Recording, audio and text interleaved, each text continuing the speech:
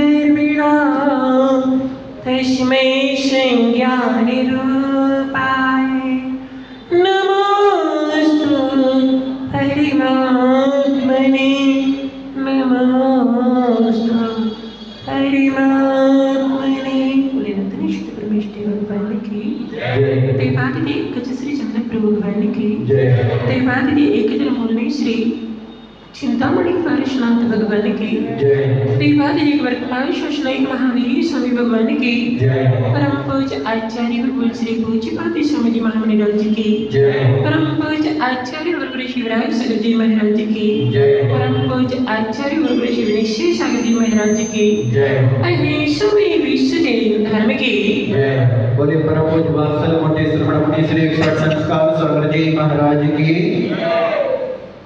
धर्म प्रेम था। बड़े ही पुण्य और सौभाग्यमय इच्छा है जो अब जी पाप के आश्रम कार्यों से निर्वृत्त होकर के भगवान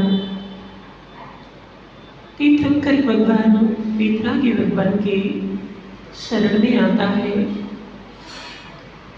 और उससे भी दुर्लभ वह भगवान के जिन देशना को श्रवण कर पाता है। आप सबका पुण्य है कि आप भगवान के चरणों में गुरुओं के चरणों में बैठ कर के माँ जिनवाणी के आंचल का पान करते अपने पाप कर्मों को धोने का और साथ ही से पुण्य को अर्जन करने का पुरुषार्थ करते अपने जीवन को धन्य बना रहे हैं। हम देख रहे थे आचार्य भगवान भोजपाल स्वामी इष्टोपदेश ग्रंथ के माध्यम से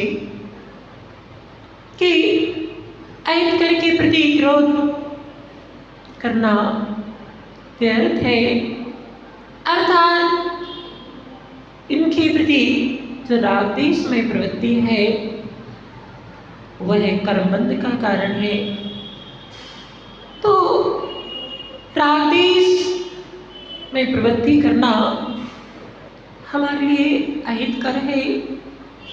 अब आगे जो राग द्वेष में प्रवृत्ति है उसका क्या परिणाम होता है, उससे जीव की कैसी स्थिति बनती है, उस बात को आचार्य भगवान अगली कारिका में यहाँ कहने जा रहे। पहले कारिका को देखेंगे। राग द्वेष द्विक्रे,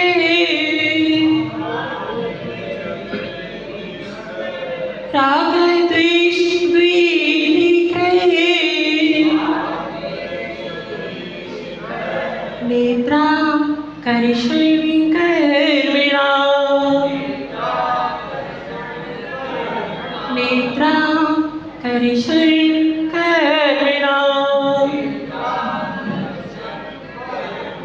अज्ञानात् सुचिरञ्जीवा, अज्ञानात् सुचिरञ्जीवा, संसाराब्धौ भ्रमेत्यसौ, संसाराब्धौ भ्रमेत्यसौ, राग द्वेष द्विक्रे, नेत्राकर्षणि कर्मिणा, अज्ञानात् सुचिरञ्जीवा, संसाराब्धौ भ्रमेत्यसौ।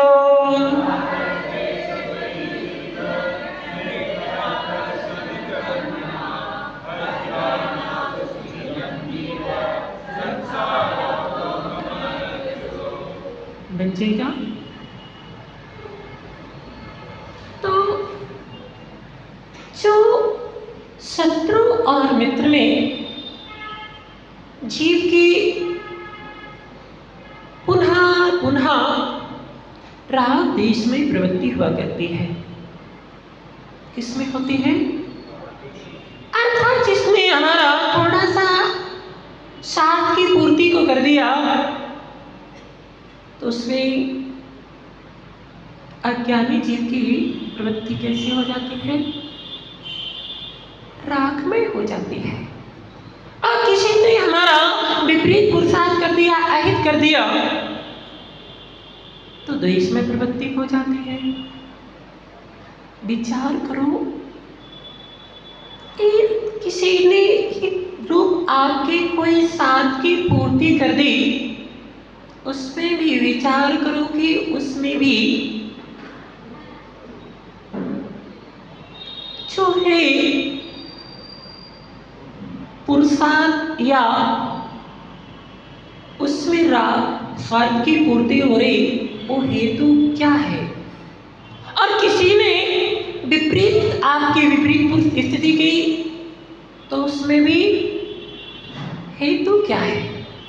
यानी समझना विषय थोड़ा सा आपको गहरा लगेगा, मगर समझ लोगे तो बहुत आनंद आएगा। किसी ने विपरीत पुरुषार्थ किया तो दोष किसका है? समझना, कोई अहित कर रहा है तो दोष किसका है? स्वयं का है। और कोई हित कर रहा है तो भी हमारे कारण ही हो रहा है। इस बात को पहले आचार्य भगवान ने दूसरे नंबर की कारिका में बता दिया था कि जितने भी बाल निमित्त हैं वो निमित्त मात्र उपादान जैसा जीव का होता है, वैसे निमित्त बनते हैं। इस बात को समझ लोगे तो फिर कोई आपका हित और अहित कर रहा है, उसमें आपकी राग द्वेष में प्रवृत्ति नहीं बन सकती। उसमें आप मध्यस्थ रहोगे। कैसे रहोगे? मध्यस्थ रहोगे। जैसे सम्यक दृष्टि जीव सुख और दुख जनित अवस्थाएं जो किससे बन रही हैं? कर्म के उदय से बन रही। तो उसमें क्या करता है? मस्तिष्क भाव धारण करता है। और जो सुख और दुख जनित जो कर्म की स्थिति है, वो उस कर्म की स्थिति बन रही है तो कुछ ना कुछ निमित्त बगैर निमित्त के नहीं होता है। निमित्त और उपादान पहले बताया था, दोनों को मिलकर के ही कार्य की पूर्णता होती है। तो कार्य की पूर्णता हो रही दोनों की मिलकर के, निमित्त और उपादान। तो जैसा उपादान होता है वैसा निमित्त बनता है। कोई आपका अच्छा कर रहा है, आपका उपादान कैसा था? अच्छा था। कोई बुरा कर रहा है तो आपका उपादान बुरा था। अब ज्ञानी जीव इसमें मध्यस्थ रहता है, तटस्थ रहता है, पुनः राग देश नहीं करता है तो कर्म को बांधता नहीं है, कर्म से निर्जीव होता है। और अज्ञानी जीव जो है दोनों अवस्थाओं में राग और द्वेष कर लेता है।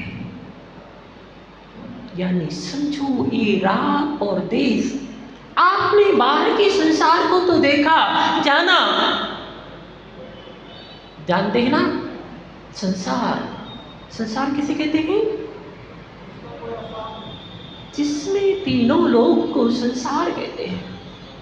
अधोलोक, मध्यलोक और त्रिलोक। ये कितना बड़ा है? 14 राज्य उत्तंजन लोक पुरुष संठान तामे जीव अनादिति भरमत है ज्ञान। इस लोक के बारे में तो हर कोई जान लेता है, समझ लेता है कि लोक कैसा आकार स्थिति कैसी है। जिसे आप बोलते हैं संसार में संसार है, इस संसार में जीव अज्ञानता के कारण परिभ्रमण कर रहा है। इस संसार को तो हर कोई जान लेता है, मगर वास्तविक संसार क्या है? जो वास्तविक संसार ये तो बाहर का संसार है। सिद्ध जीव भी है, सिद्ध भगवान भी है, वो भी संसार से परे नहीं, संसरण से परे है। समझ में आ रहा कि नहीं? संसार किसे कहते हैं? जो 3 बात बलियों का जो घेरा बना हुआ है, उसमें 6 द्वीपों का जो समुदाय है उसे क्या कहते हैं? संसार कहते हैं। वही संसार है। इसके पास अलोकाकाश है, वो संसार नहीं है क्योंकि उसमें 6 द्वीपों का समुदाय नहीं। यही संसार है ना? तो सिद्ध भगवान भी कहाँ रहते? इसी लोक के अंदर, इसी संसार में रहते ना। फिर वो संसार ही नहीं है। और आप क्या कहलाते हो? संसारी कहलाते हैं। कारण क्या है? वो भी इस लोक में है, उसको उनको संसारी नहीं कहा जा रहा है और आपको संसारी कहा जा रहा है। बात संसारी वो है जो संसरण से सहित थे, और जो संसरण से रहे थे वो संसारी नहीं, वो मुक्त है। संसरण का कारण क्या है? संसरण जानते ना? संसरण यानी परिभ्रमण, यानी समझना, संसरण यानी परिभ्रमण। तो संसरण परिभ्रमण का कारण क्या है? राग देश। माताओं, अब आप से चर्चा करते हैं बराबर। आप दही से मक्खन निकालते ना? निकालते कि नहीं निकालते? अब नहीं निकालते, अब तो मिक्सी मशीन आ गई है, मलाई निकाल लेते हैं। क्या नहीं? वो भी देखो, आचार्य महाराज की सोच देखो कितनी गहरी है।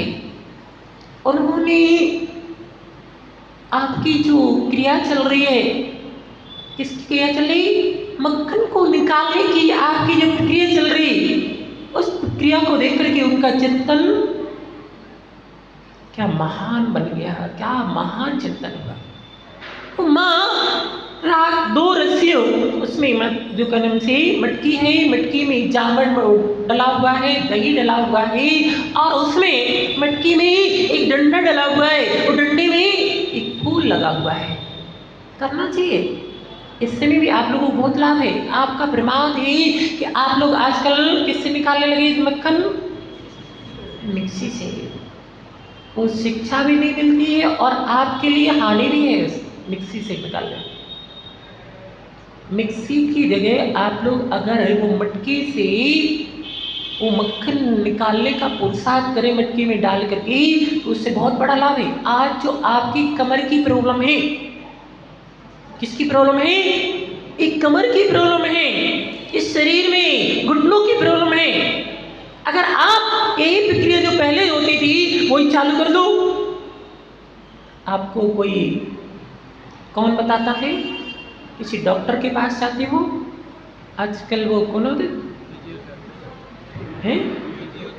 फिजियोथेरेपी, हम तो जानते नहीं हैं। अगर उसके पास जाओगे तो वो आपको एक्सरसाइज बताता है कि आपको दवाई काम नहीं करेगी, एक्सरसाइज करो जिससे आपका शरीर स्वस्थ होगा। एक्सरसाइज करने के लिए आजकल आपने देखा होगा, आप क्या हो नहीं हो, भोपाल में थे गार्डन बने हुए, गार्डनों में लगे हुए भी ऐसे ऐसे कर रहे हैं। आप लोगों के यहाँ है गार्डन वगैरह में है कि नहीं? घर पे भी हो नहीं हो? वो प्रक्रिया कर रहे हैं, किसके लिए कर रहे हैं? उनकी कमर की प्रॉब्लम है, उनकी घुटनों की प्रॉब्लम है, इसलिए वो कर रहे हैं। और वो ही कह रहे हैं अगर आप मक्खन निकालने के लिए मट्ठा और दही को उबलोने का काम करो तो वो दही भी व्यवस्थित तरीके से निकलेगा और आपकी होगी कि नहीं होगी? फिर से चालू कर दो, वो व्यवस्थित तरीके से निकलता है और सही वो प्रक्रिया आपका देखना, मक्खन भी व्यवस्थित निकल रहा है और आपकी एक्सरसाइज चल रही है। फिर आपको किसी डॉक्टर के पास जाने की आवश्यकता नहीं कि कमर की प्रॉब्लम नहीं हो सकती है। अगर प्रमादी हो गए, आलसी हो गए, करना नहीं चाहते। पहले चक्की भी, हाथ की चक्की किसी ने पीसी है कि नहीं पीसी? पीसी है, बना लो, मंगवा लो, चक्की पीसना चालू कर दे। अगर आपको स्वस्थ रहना है तो आप जो पहले चलता था, ये प्रमाद है, करना कुछ नहीं है और खाना है माल, खाना है, माल को बचाने के लिए पुरुषार्थ करना नहीं है। डॉक्टर बता रहा है तो सब कुछ करने, वहाँ गार्डन में जा रहा है, मशीन में ला रहा है और कर रहे हैं, हाथ से चक्की पीस रहे हैं। गारंटी है ये आप जो पहले चलती थी प्रक्रिया, वो प्रक्रिया प्रारंभ कर दो, आप लोग को स्वस्थ हो जाओगे। ना आपको जो स्टूल पे बैठे ना, स्टूल पे बैठने की आवश्यकता नहीं रहेगी, कुर्सियों पे बैठने की, आप स्वस्थ रहोगे। मगर करना नहीं चाहते तो वो भी परेशानी। आज देखो ये घुटनों की प्रॉब्लम हो रही, कारण क्या है? पहले देखना रसोई वगैरह होती थी, मकान होती थी, कच्ची होती थी, वो कच्ची मकान होते थे, उससे एनर्जी मिलती थी। और ये आप मार्बल, उसका नाम ही है मार्बल, घर में क्या लगाना है? मार्बल। वो मार्बल में ही बल को जो मारता है, आपकी एनर्जी को जो खींचता है, इसलिए घुटनों की प्रॉब्लम, घुटनों में अब पॉइंट डरवाने के लिए, घुटनों को सही करवाने के लिए डॉक्टर के पास जा रहे हैं। स्टैंडर्ड क्या हो गया? स्टैंडर्ड आ गया है। करना कुछ नहीं चाहते, खाना माल है और करना कुछ नहीं है, तो परेशानी तो होगी, परेशानी भोगो। आप घरों में कच्चा रखो, और कच्चा रखो, मिट्टी की विशेषता होगी, उससे जो है एनर्जी मिलती है, खींचता नहीं है। और मार्बल आपकी एनर्जी को, आपके जो घुटनों में तेल होता है उसको खींचता है, इसलिए ये प्रॉब्लम नहीं है। आप लोग चक्की पीसना चालू कर दो। आज जो गैस की प्रॉब्लम हो रही, पेट खराब हो रहे, अगर वो जो है चक्की का पिसा हुआ खाओगे, गारंटी है आपको गैस की प्रॉब्लम नहीं हो सकती है। मगर मशीनों का खा रहेंगे, पिस रहेंगे, उसमें जो ऊर्जा थी वो सब समाप्त हो जाती है और फिर आप उसमें से सार निकल गया, भूसा को खा रहेंगे, भूसा खा रहे, उसमें भी आपके ना कितनी कीटनाशक, कौन कौन सी ऐसी केमिकल्स डाले जाते हैं, उसको खा रहे, तो परेशानी तो होगी। शुद्ध वस्तु खाओ, ये मेहनत करो, तो गारंटी है शरीर भी स्वस्थ रहेगा और आपको इसके माध्यम से बहुत कुछ शिक्षा भी प्राप्त होगी। आचार्यों ने देखा वो माँ मक्खन निकालने का पुरुषार्थ कर रही है, वो मटकी में वो डंडा डला हुआ है, उसमें रस्सी लगी हुई, वो रस्सी को क्या करती है? एक रस्सी को खींचती है तो दूसरी रस्सी को ढीला करती है। जैन नीति है, अमृतचंद स्वामी ने एक श्लोक दिया है उत्साह सिद्धि उपाय में, जैन नीति है। जैसे माँ एक रस्सी को खींचती है, दूसरी रस्सी को ढीला करती है, फिर इसको खींचती है, दूसरी को ढीला करती है, तो वो चलती रहती है रस्सियाँ। अगर दोनों को ढीला कर दे तो भी मक्खन नहीं निकले, और दोनों को खींच के रह जाए तो भी मक्खन निकल सकता है? नहीं निकलेगा। दोनों रस्सियाँ चलती हैं, वो मक्खन दही से निकलता है। क्या अच्छे से समझना, देखिए तभी निकलता है मक्खन जब दोनों रस्सियाँ बैलेंस बना करके चलती है नहीं? काला जी समझना, बोल देना श्रीमती जी को, एक कर लो प्रेम पर से। हाँ, ये जैन नीति है। ये कमर की परेशानी दूर हो जाएगी। ये सारी जो परेशानी है एक्सरसाइज करते हैं वो करने की आवश्यकता नहीं पड़ेगी, स्वस्थ रहोगे। और उसके माध्यम से आप जो है कैसे रहस्य को समझ सकते हो। तो जैसे वो रस्सी चल रही तो वो मक्खन निकल रहा है, ऐसे क्यों नहीं? ये मोह की दो संतानें, मोह की दो विधि, राग और देश। ये राग देश रूपी दो क्या चल रही? असुर ये जीव, संसारी प्राणी, संसार आपदो, संसार समुद्र में अज्ञानता से सुचिरम अनादिकाल से। कब से? जीव की उत्पत्ति कब हुई थी? कोई द्रव्य की उत्पत्ति नहीं होती है। सत्य का कभी विनाश नहीं होता है, असत्य का कभी उत्पाद नहीं होता है। ये जैन दर्शन का अकाट सिद्धांत है। जीव अनादि से क्यों निर्णय कर रहा है? इसी राग देश के जो अंदर में राग देश है वही वास्तव तुम्हारा संसार है। अगर राग देश समाप्त हो जाए तो जीव समय नहीं लगेगा कब सिद्धालय में जाकर के विराजमान हो जाए। और आप लोग पूजन तो करते हो, मंदिर आते हो, स्वाध्याय करते हो, नाम भी देते हो, कितने उपास व्रत आदि करते हो, मगर आप देखो राग देश की स्थिति कम हो रही। पहले इतने मंदिर नहीं थे, इतने पुजारी भी नहीं होते थे, और इतने धार्मिक अनुष्ठान बड़े बड़े पंचकरण जैसे महामहोत्सव नहीं होते थे, विधान नहीं होते थे। कभी सिद्धचक विधान कभी किसी नगर में हो रहा है तो लोगों की भीड़ इकट्ठी होती थी कि सिद्धचक जैसा महान विधान हो रहा है। सिद्धचक बड़ा महान माना जाता था। पंचकरण हो रहा है तो कितने गाँव के लोग जिनको मालूम चलता था इकट्ठे होते थे। और आज के समय में पंचकरण हो जाता है, पूरे एक ही नगर में दूसरे नगर के लोग, उस दूसरे नगर के छोड़ो, उसी नगर के लोग भी आपके यहीं का देख लो, आपके यहाँ इतना बड़ा विधान हो गया, कई लोग बैठे नहीं हो, कई लोगों को पता ही नहीं। और पहले एक कोई विधान होता था, लोग कितनी रुचि रखते थे, कितना उसमें रुचि करके भाग लेते थे। और आज अरे होते रहते हैं, ऐसे सिद्धचक होते रहते हैं, इतने विधान होते रहे, पंचकरण भी होते रहते हैं, कितने विधान हो। और मगर देखना ये है कि आज राग देश की स्थिति कितनी बढ़ती जा रही। एक पंचकरण होगा, एक विधान होगा, और देखना कितनी बुराइयां एक दूसरे की राग देश में चर्चाएं होने लगती हैं। बाह्य प्रभावना तो बढ़ गई, मगर राग देश जो वास्तव में संसार का कारण है वो स्थितियां बढ़ती जा रही नहीं। मंदिर बन रहे हैं, इतना विराजमान हो रहे हैं, कितने बड़े बड़े महोत्सव हो रहे हैं, कितनी धर्म प्रभावना के कार्य हो रहे। पहले इतने नहीं होते, मगर पहले कम होते थे, मगर राग देश कम होता था। और सौभाग्य है कि उसमें हमारा पहुंचना होगा, उसमें उस क्रिया को हमने कर लिया, उस दृश्य को हमने देख लिया, पुण्य मानता था। और आज ये बड़े बड़े महोत्सव होने के बाद में भी राग देश में प्रवृत्तियाँ कितनी बढ़ती जा रही हैं। बाहर में धर्म तो बढ़ता जा रहा है, प्रभावना बढ़ रही, मगर अंतरंग में राग देश की स्थिति भी उतनी ज़्यादा बढ़ती जा रही है। आलोचना प्रति आलोचना कितनी होने लगी, होती कि नहीं होती? एक कोई कार्य कर ले, उसकी अगर उसकी कर लिया तो आलोचना प्रति आलोचना देखो कितनी होती है। ये नहीं कहेंगे कि चलो भैया हमने कम से कम इसमें भाग नहीं ले पाए, हमारा पाप कर्म का उदय था, हम उसकी अनुमोदना भी नहीं करने से उसमें भाग नहीं ले पाए, उसमें कौन से उसका सहयोग नहीं कर पाए, तो कम से कम अनुमोदना कर ले। अनुमोदना भी नहीं करते, उसकी कितनी बुराइयां निकाल करके सामने खड़े कर देते हैं।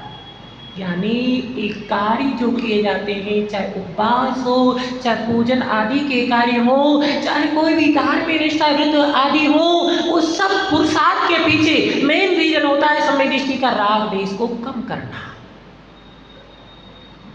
क्या मुख्य लक्ष्य होता है? राग देश को कम करना। और आज ये सब होने के बाद में राग देश को और बढ़ाना। ये बाहर का संसार तो कुछ भी नहीं है, अंदर में जो राग देश है वास्तविक संसार तो वही है। कितना भी कर लेना बाहर प्रसार धर्म का, मगर अगर राग देश समाप्त नहीं हुए तो आपका संसार का परिभ्रमण भी छूटने वाला नहीं है। वास्तविक संसार क्या है? राग देश है। जैसे दोनों रस्सियां चली, मक्खन निकल रहा है, ऐसी राग देश के माध्यम से जीव जो है नेत्राकर्षण करना अर्थात कर्म रूपी मक्खन को निकाल रहा है। किसके माध्यम से राग दे कर्म का आश्रय हो रहा है? यही वास्तव संसार है। वो संसार तो कुछ हमारा अहित करने वाला नहीं है, मगर वो राग देश हमारे अंदर में बसाए वो संसार है, ये हमारी आत्मा का सबसे बड़ा अहित करने वाला है। यानियों कभी भी मंदिर आओ, कभी भी कोई भी कार्य करो, व्रत उपवास करो, उसके पीछे एक ही लक्ष्य रखना, ये राग देश हमारा कम हो, राग देश से हमारी निर्वृत्ति हो, तब तो आपका एक पुरुषार्थ कार्यकारी है और राग देश की वृद्धि हो रही। तो यानी कितनी भी क्रिया कर लेना, कितनी भी उपवास आदि भी अनुष्ठान कर लेना बड़े बड़े, फिर भी आपका संसार क्षीण होने वाला नहीं है। ये राग और देश ये वास्तव में तुम्हारा संसार है, दुख का कारण है, कर्मबंध का कारण है, कर्मबंध का कारण है। जिस प्रकार से उस नौका में अकेले पानी का स्रोत जो है वो बंद नहीं किया गया, उससे पानी आ रहा है, आप कितना भी उस पानी को निकालने का प्रयास कर लेना, वो कभी नाका खाली नहीं हो सकती है। अगर उसको बंद कर दोगे स्रोत जो है, फिर उस पानी को खाली करने का प्रयास करोगे, गारंटी है वो पानी खाली हो जाएगा। और ऐसे आप धर्म प्रसाद तो कर रहेंगे, मगर जो कर्म आश्रम का संसार का कारण जो राग देश है वो तो आपका कैसा है? जारी है, वो जारी रहेगा। ये सारा बाय पुरुषार्थ सिर्फ मेहनत है। कोल्हू का बेल जानते ना? कोल्हू के बेल की तरह है। किसकी तरह है? अगर राग देश के साथ आपका धर्म पुरुषार्थ चल रहा है, त्याग चल रहा है, व्रत नियम चल रहेंगे, तो वो कोल्हू के बेल की तरह है कि कोल्हू का बेल जिसकी आंखों पर पट्टी बनी होती है, दिन भर जो है कोल्हू के चारों ओर चक्कर लगाता है, आंख की पट्टी खुलती है तो जहां से चलाता वही पाता है। तो आप लोगों की स्थिति भी तो ऐसी बन गई। इतना धर्म पुरुषार्थ, इतना सब कुछ होने के बाद में भी आप जहां थे, कितनी अपने आगे बढ़ने का पुरुषार्थ कर लिया, कितने आप आगे बढ़ेंगे? क्यों नहीं बढ़े?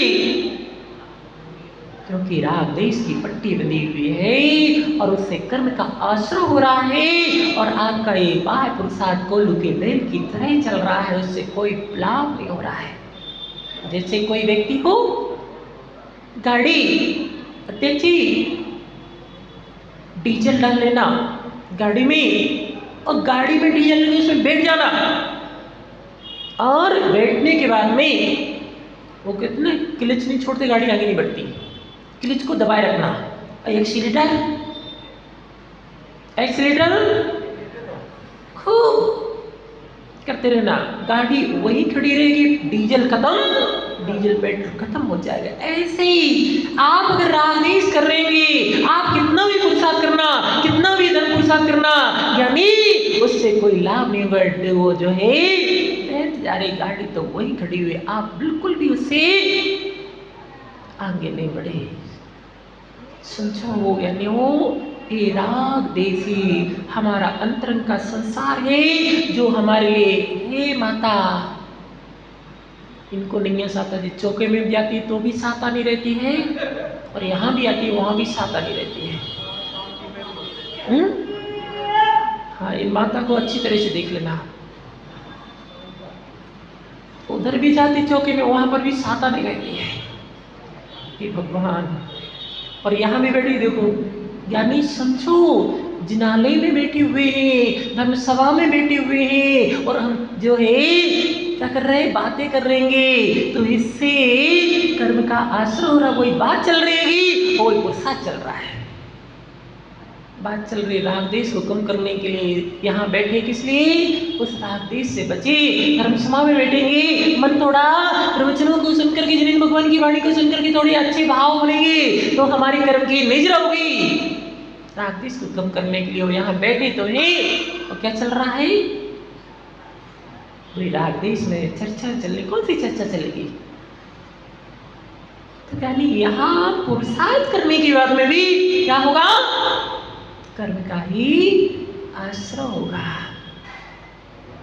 उस राग देश को कम करना है, कर्म के आश्रयों से बचना है, इसलिए ये सब धर्म अनुष्ठान किया जाता है। यानी यही वास्तविक संसार है, और ये खत्म नहीं हुआ तो यानी संसार भी रुकने वाला नहीं है। इस राग देश को कम करो। किसको कम करो, रागो। आचार्य भगवान कुंद स्वामी ने समय सार ग्रंथ में रत्तो बंदरी कम्मा मुंचती विराग सा पढ़ लो, ऐसो जिनोपदेशो तम्हा मुंचती कम्मम। अर्थात रागी जीव कर्म से बनता है। कौन बनता है जीव, रागी जीव कर्म से बनता है, और विरागी जीव कर्म से छूटता है। कौन छूटता है, हाँ, रागी भी बनो तो वितरागी नहीं, पर के रागी नहीं, अर्थात वीतरागी बनो। वीतरागी नहीं बन पा रहे तो वीतरागी के भक्त बनो, मगर एक पर के रागी नहीं बनो, वित्त के रागी नहीं बनो। वित्त के रागी बनोगे तो गारंटी है कि चित्त खराब होगा। क्या होगा खराब, वितरागी का क्या होता है कि चित्त खराब होता, और चित्त खराब होता है तो पित्त भड़कता है। क्या भड़कता है, आजकल जो अटैक की स्थिति बन रही है किसके कारण बनती है, इन रागियों की बनती है। रागी राग बढ़ता है तो चित्त खराब होता है, मन अस्थिर होता है, और मन अस्थिर होता है तो पित्त, बात पित्त कफ, ये तीनों ही सबसे बड़े रोग की जड़ है। डॉक्टर नाड़ी देखता है, क्या देखता है, इसके बाद पित्त कफ की स्थिति कैसी। अगर इनका संतुलन है तो जीव की जीवन रूपी गाड़ी व्यवस्थित चलेगी, और इसका असंतुलन हो गया सारे रोग घेरेंगे। इसलिए चित्त को स्थिर करना है तो राग को क्या करो, कम करो। राग को कम करोगे चित्त स्थिर होगा। जैसे पानी में कुछ नहीं है, हवा चल रही है, पानी बिल्कुल शांत है, और थोड़ा सा उसमें कोई कंकड़ भी फेंकोगे तो क्या होता है, उसमें तरंगे उठने लगती है। ऐसे जैसे मन में विकल्प आया, और विकल्प किसके कारण से आता है, स्वयं के कारण से आता है कि पर के कारण से आता है, पर के निमित्त से होता है विकल्प, स्वयं के निमित्त से नहीं होता। अपनी आत्मा के बारे में सोचो, इतनी गहराई में इतनी स्थिरता हो जाएगी, इतनी स्थिरता हो जाएगी कि मालूम नहीं चलेगा कि बड़े बड़े उपसर्ग भी हो जाते हैं तो एहसास नहीं होता है। कभी कभी आप लोगों के साथ में ऐसी घटना हो जाती है, आप लोगों का मन जब दुकान में अच्छा लग जाता है, अच्छे कस्टमर आते हैं, अच्छी दुकान में मन लग जाता है, एकाग्रता होती, ना भूख का एहसास होता है, ना कौन क्या हो रहा है नहीं मालूम नहीं चलता है, क्योंकि मन उसमें लग गया। ऐसी जिसका मन बाहर से हट करके निज में लग जाता है, ऐसा मन लगता है कि बाहर का एहसास नहीं होता है। और आप लोग तो मन को खराब करने के लिए आप लोग बैठ गए, पूजा भी कर रहे हैं तो उसमें बातें चालू कर दी। इसलिए पूजन के लिए कहा गया है कि पूजन कैसे करना चाहिए, बताओ, मौन पूर्वक करना चाहिए। तो ऐसा नहीं करना कि बोलना बंद कर देना। मौन पूर्वक का मतलब है पूजा है, सामायिक है, भोजन है और भी बहुत सारी क्रिया है कि उसको आचार्य ने कहा मौन से करना चाहिए। अपनी पूजन करो, आपको किसी बात नहीं, जैसे आपने संकल्प किया बात नहीं करना है। और आप लोग जो है पूजन कर रहे हैं, बातें कर रहे हैं, मन को चंचल बनाने का पूरा पुरुषार्थ कर रहे हैं। फिर कहते हैं महाराज जी मन नहीं लग रहा है, पूजा का फल नहीं मिल रहा है। क्यों मिलेगा? आपका मन तो चंचल बना हुआ, एकाग्र कहाँ हुआ? एकाग्र होगा तो ये गारंटी है कि आपको पूजा का फल नियम से मिलेगा, एकाग्रता। इसलिए मौन पूर्वक ले लो आज नियम कि हम पूजन में मंदिर आएंगे, पूजन मौन पूर्वक करेंगे, कोई बात नहीं करेंगे, जय जिनेन्द्र भी नहीं करेंगे। हमें तो सिर्फ देखना किससे मतलब है, भक्त और भगवान दोनों की कड़ी जुड़ना चाहिए, फिर देखना मन लगेगा। जो आज लोग वह कहते हैं ना हम पूजन में मन नहीं लगता है इसलिए नहीं आते, वो दौड़ करके आएंगे, उसको पूजन में मन लगेगा, आनंद आएगा ना, तो किसी को कहने की आवश्यकता नहीं पड़ेगी कि आप मंदिर में आओ पूजन करो, वो ऑटोमेटिक है। क्योंकि जब उसका मन लगेगा, आनंद आएगा पूजा का, तो सारे काम छोड़ करके आएगा। और आप लोग पूजन तो करते हैं और मन को चंचल बनाने के पुरुषार्थ भी करते रहते, इसलिए पूजन में मन नहीं लगता है और पूजन का फल भी प्राप्त नहीं होता है। कभी भी ध्यान रखना, मंदिर में आए मौन, फिर आप विकल्प से बच जाओगे। अध्यक्ष जी, आप अध्यक्ष जी हो और आप मंदिर में आते हैं और ये व्यवस्था वो व्यवस्था, दुनिया की व्यवस्था देखते हो, ये खराब है वो खराब है, अरे इसको चिल्ला रहा हो, मालिक को बुलाओ, उस पुजारी को बुलाओ, ये करो वो करो, और यहाँ आए थे काय के लिए, मन को स्थिर करने के लिए आपने मन खराब कर लिया। यहाँ से आपने क्या कर लिया, अभी हम भगवान के पास आए, पहले दर्शन करने के लिए पूजन करने लगे आए, अब हमें अपने मन को संतुलन बनाना है, मन को स्थिर बनाना है। कौन क्या कर रहा है कोई मतलब नहीं। हेमंत जी का पाठ में चाहे 13 पंक्ति वाला आ जाए, चाहे 20 पंक्ति वाला आ जाए, हमें मतलब नहीं, हमें तो भगवान से मतलब है। नहीं तो पटनी जी देखेगा कौन श्रीफल गीला चढ़ा दिया, उसको नहीं देखना। हमें तो पहले किससे मतलब है, भगवान से मतलब है। मन को स्थिर बनाने के लिए भगवान के पास आए, मन को स्थिर बनाने के लिए हम भगवान की पूजा करने के लिए आए, वहाँ मन को चंचल बनाने के लिए वो देखना नहीं आए।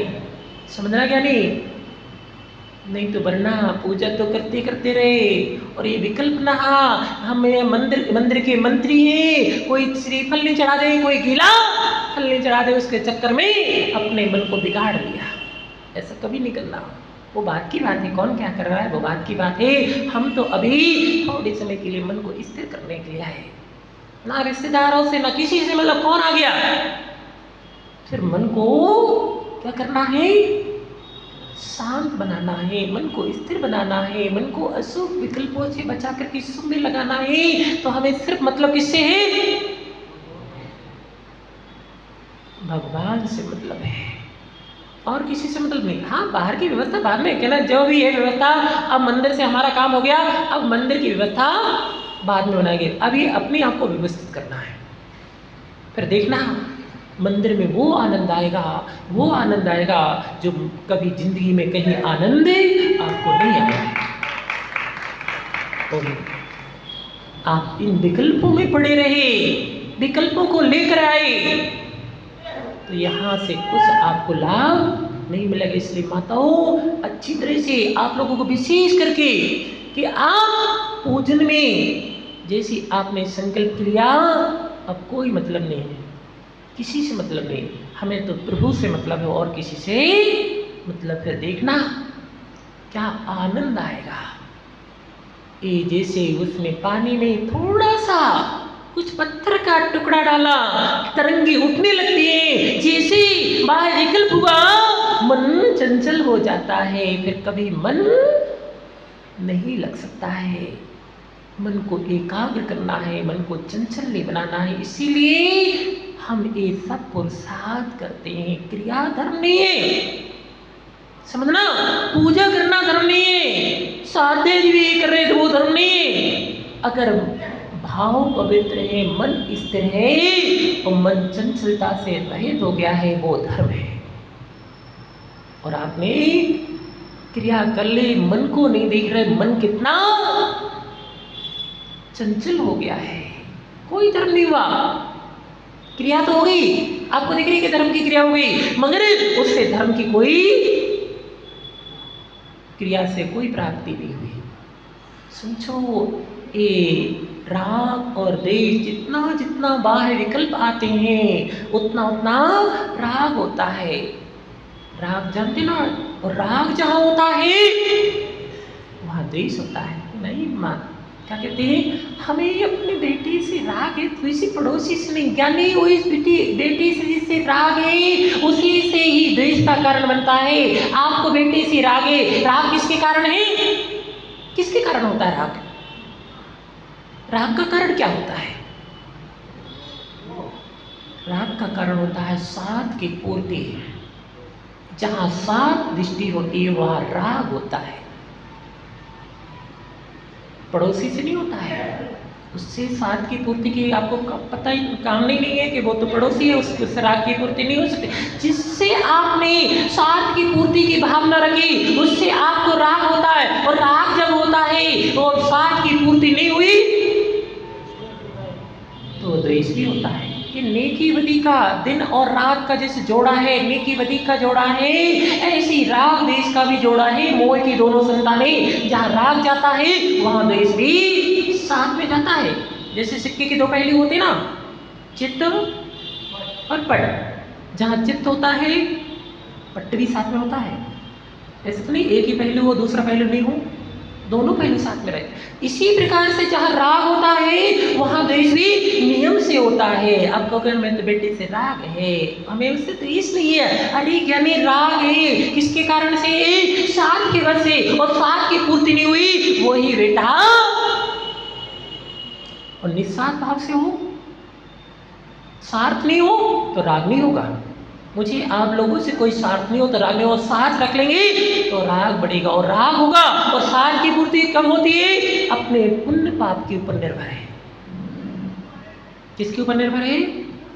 पुण्य पाप के ऊपर। अगर आपका पुण्य है तो स्वार्थ की पूर्ति होगी, पुण्य नहीं है तो कितना भी किसी से स्वार्थ की पूर्ति के बारे में आप राग करना कि हमारे स्वार्थ की पूर्ति करेगा, अगर पुण्य नहीं है तो आपकी स्वार्थ की पूर्ति नहीं हो सकती हो। और जब स्वार्थ की पूर्ति नहीं होगी तो जिससे राग था उसी से ही द्वेष बन जाता है। और राग द्वेष जब बनता है तो कर्म का आश्रय जारी है। इसलिए ज्ञानियों को भी जीवन में अगर बचना है संसार परिपूर्ण से तो राग नहीं करना। जैसे शरीर में राग होता है तो शरीर के राग के कारण ही ये जीव कैसे कैसे पाप करता है, राग के वजह से करता है। अभी कल स्वाध्याय चल रहा था सम्यक दृष्टि जी का। क्यों काका जी याद है? कल सम्यक दृष्टि जी का लक्षण चल रहा था। सम्यक दृष्टि कौन होता है? आया था कौन होता है सम्यक दृष्टि? कल पढ़ाया था ना। 25 मल दोषों से रहित होता है। यानी आप बैठे थे और क्या आया था लक्षण? 8 गुणों से सहित होता है। और क्या आया था विषय? अन्याय अनीति पूर्व प्रवृत्ति, आसक्ति पूर्व प्रवृत्ति नहीं करता है। आसक्ति पूर्व प्रवृत्ति कौन करता है? मिथ्या दृष्टि आसक्ति पूर्ण प्रवृत्ति करता है। शरीर में आसक्ति होती है तो वो शरीर में कोई रोग होता है तो उसको रोग को शमन करने के लिए ज्ञानी कहता है कि मांस का त्याग है, और क्या करता है? दूसरे के मांस को बोतलों के माध्यम से ग्रहण करता है। किसके कारण करता है? राग के कारण। रक्तदान महादान शिविर लगते हैं आजकल। आश्चर्य, रागियों ने धर्म को भी बिगाड़ दिया है। इनको ज्ञान नहीं है, धर्म को भी बिगाड़ दिया। दान तो अपने जिंदगी में 4 प्रकार के बताए, और 4 संघ को दान 4 प्रकार, 4 संघ को दीजिए। और ये महादान, रक्त महादान कौन से दान में आता है? कौन से दान में आता है? मांसाहारी त्यागी है। तीव्र राग जिसको अपनी देह से नहीं है, वो कभी किसी के मांस को जो है बोतलों के माध्यम से सेवन नहीं। 1 बूंद मांस के उसमें बूंद में कितने जीव होते हैं पता है? जैसे पानी में 1 बूंद में कितने जीव होते हैं? असंख्यात जीव होते हैं। ऐसे एक शरीर में बूंद जो रखते हैं उसमें असंख्यात जीव होते हैं। और आपने किसी के मांस का प्रयोग किया, चाहे मांस का हो, जिस शरीर में जिस मांस का पिंडी तो है, कोई भी अवयव भी आप इस्तेमाल कर रहे हैं उसके शरीर का, अपने शरीर में कर रहे हैं, राग के वशीभूत के बच जाएंगे, बचने की कोई गारंटी नहीं है। अगर आपका साता कर्म का उदय है, कितना भी शरीर का दूसरे के शरीर के मांस का प्रयोग कर लेना, आपका आयु कर्म समाप्त है, कितना भी कर लेना, वो बच नहीं सकता है। मगर राग के वशीभूत के आजकल तो ये चल रहा है, अपने बॉडी के रक्त के वो मांस के पिंड को दान कर रहे हैं। क्या नहीं, वो धर्म नहीं है, वो क्या है? पाप है। कितने जीवों की आपने विराधना की, कितने जीवों का वध किया, उसका भी अहित हुआ। अरे जी बताओगे नहीं, इतने जीवों के वध करोगे, 1 बूंद में इतने जीव होते, उन जीवों को मारोगे, उन जीवों को मरेंगे, उससे पुण्य लगेगा कि पाप लगेगा? असाधा का उदय आया है, पुण्य के उदय से आया है कि पाप के उदय से आया है? और असाधा का उदय आया, पाप के रत्न से उदय आया, और ये पाप का कार्य करोगे उससे साता बढ़ेगी कि असाता बढ़ेगी? नहीं क्या नहीं, हम जो कह रहे हैं आपकी बात को नहीं, कर्म सिद्धांत की बात चल रही, जिनेंद्र भगवान की जो बाणी कहती है उसकी बात करो। कभी बुद्धि का प्रयोग करो। ये रागी जीव राग के वशीभूत होकर के कैसे कैसे अन्याय अनीति पूर्व प्रवृत्ति नहीं कर सकता है। कौन नहीं कर सकता है? सम्यक दृष्टि जीव। बोले वे लाखों वर्षों तक जीव हुआ, मृत्यु आज उसको जीने से क्या मतलब कि हमने इतना पाप कर ले और जी जाए? उससे अच्छा तो है लाखों वर्षों की जगह अंतर्मोद की स्थिति है, वो धर्ममय है, सम्यक दृष्टि से सही थे, तो उसके अंतर्मोद का जीवन भी कार्यकारी है। और तुम पाप करके, इतना सब कुछ करके, हिंसा करके और इतने वर्षों तक भी जी गए, तो क्या नहीं वो जीना कोई? ये सब राग के कारण होता है। किसके कारण? तीव्र राग के कारण। सम्यक दृष्टि तीव्र राग नहीं होता है। सम्यक दृष्टि के 4 गुण बताए थे हमने, प्रसन्न, संवेग, अनुकंपा, आस्तिक। पढ़ लेना, यानी यहाँ हम सुनने में बातें नहीं करते, यहाँ जो आगम कह रहा है उसको समझो, उस पर विश्वास करो, उसको सिद्धांत करो, तो ही तुम्हारा सम्यक दर्शन होगा, कल्याण होगा। उसमें विश्वास नहीं करे, राग के बस वो परिवार है, इनसे राग है, हम जो है मांस दे रहे, चाहे दो, चाहे ग्रहण करो, चाहे मुंह से ग्रहण करो, चाहे बोतलों के माध्यम से ग्रहण करो, है तो वो मांस का सेवन ही है। नहीं बच्ची, तुम कौन से किसी के, कोई किसी का कर्ता नहीं है, तुम किसी के जीवन को क्या बचा सकते हो? एक गलत भ्रांति है, अज्ञानता है कि हम किसी के जीवन को बचा सकते हैं। अगर उसका असत कर्म का उदय तो कुछ तुम 7 में निमित्त नहीं बन सकते हो, और उसका आयु समाप्त है तो तुम आयु को बढ़ा भी नहीं सकते। अपनी आयु को नहीं बढ़ा सकता है जी, तो दूसरे की आयु को बढ़ा सकता है क्या? ये सब तीव्र राग के वश होकर के ऐसी स्थितियां बनती है, और जीव कैसे कैसे गलत कार्य कर बैठता है, उसके माध्यम से पाप का अर्जन करके अपने संसार को बढ़ाता है। रागियों, ज्ञानियों, समझो, एक कोई मनवाणी नहीं है, जिनवाणी है, जिनेंद्र भगवान की वाणी है। इस पर जब तक सिद्धांत नहीं होगा, विश्वास नहीं होगा, प्रवृत्ति विपरीत होगी, ना सम्यक दर्शन होगा, ना तुम्हारा संसार का विच्छेद होगा। समय हो गया काफी, समझो ज्ञानी, ये राग और द्वेष के बस होकर के जी ऐसा पाप करता है कि जो उसके लिए दुर्गति का कारण। रागी जीव सबसे बड़ा अंधा होता है।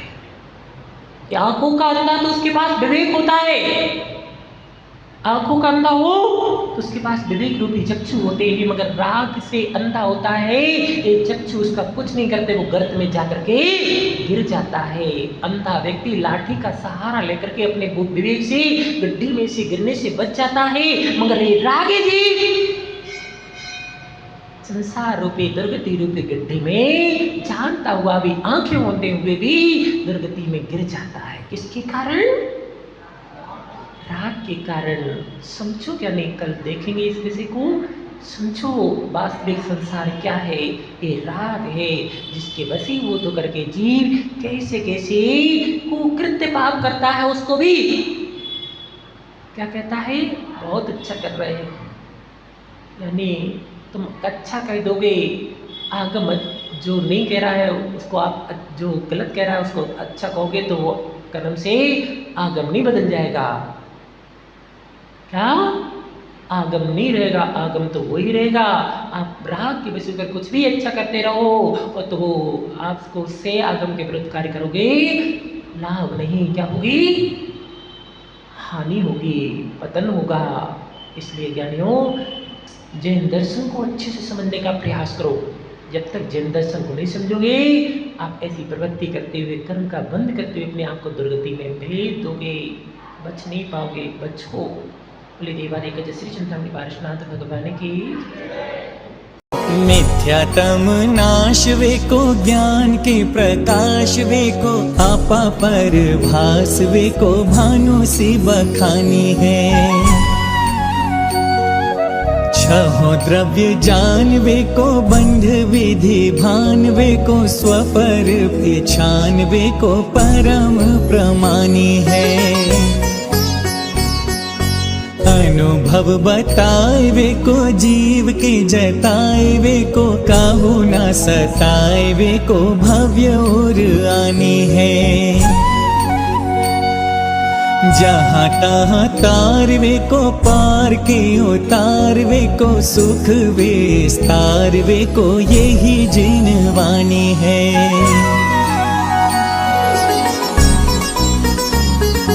हे जिनवाणी भारती, तो ही जपो दिन रैन, जो तेरी शरणागह सो पावे सुख चैन। जावाणी के ज्ञान ते, सूझे लोकालोक, सोवाणी मस्तक नमो, सदा देत हो ढोक। सोवाणी मस्तक नमो, सदा देत हो ढोक। देव भजो अरिहंत को, गुरु सेवा निर्ग्रंथ, दया धर्म पालो सदा, यही मोक्ष का